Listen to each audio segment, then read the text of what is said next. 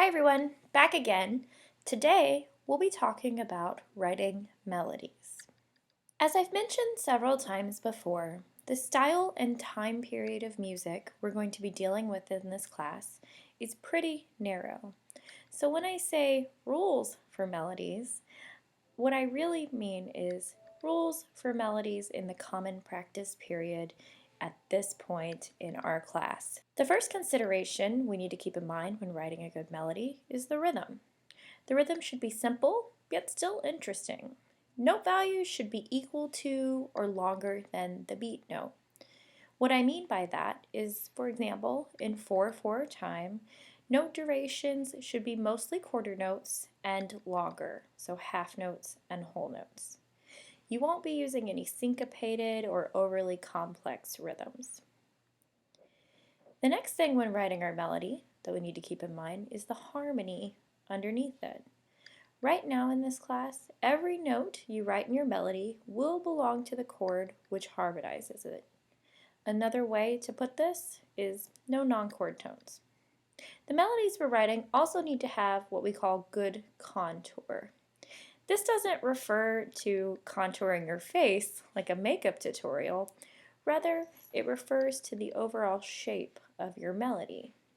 Also, melodies should have one focal point. By focal point, I mean highest note. I'll explain a little more about this in a moment, but just keep in mind that your melody should have an interesting shape.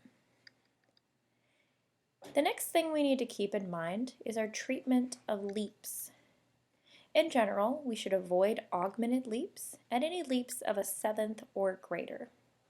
You can use leaps of a diminished interval, but only if we resolve them in the opposite direction. In this instance, when I say resolve, I mean what happens after the leap. Also, leaps greater than a perfect fourth should always be resolved in the opposite direction. It'll be okay to use some small leaps in the same direction, but only if they outline a triad. Lastly, we'll need to pay mind to tendency tones.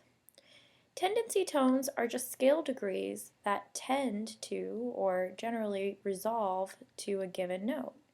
The most common one with which you're probably familiar is 7/1, or T to Do. Anytime we use the 7th scale degree in our melodies, it should be followed by 1. There is one exception to this if you're using the figure of a descending scale, so going 1, 7, 6, 5. The other tendency tone we need to think about is 4. While not as commonly encountered as 7/1, scale degree 4 should also resolve to 3, or down by step. Now let's take a look at some examples. Here on the screen, I show a melody in this style. Notice that it's mostly stepwise motion, that has a good contour, and that leaps are generally resolved in the opposite direction. Here's what it sounds like.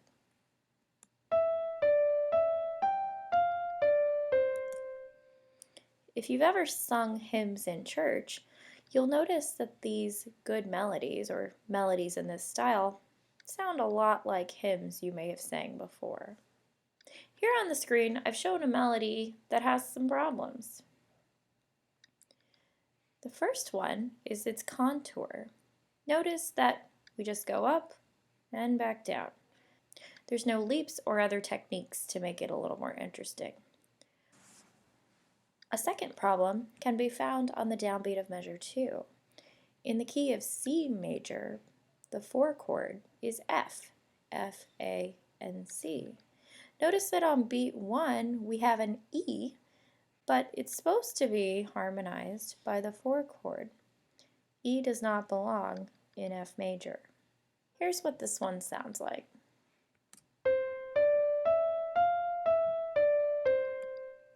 Kind of boring. Here's another melody that has a few issues. Again, look at the contour. Here we have 2 focal points. The pitch F5 occurs twice. Also, take a look at the Roman numerals.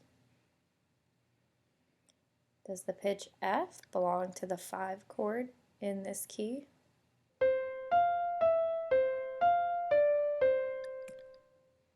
That concludes this video about writing melodies. Thanks and have a nice day.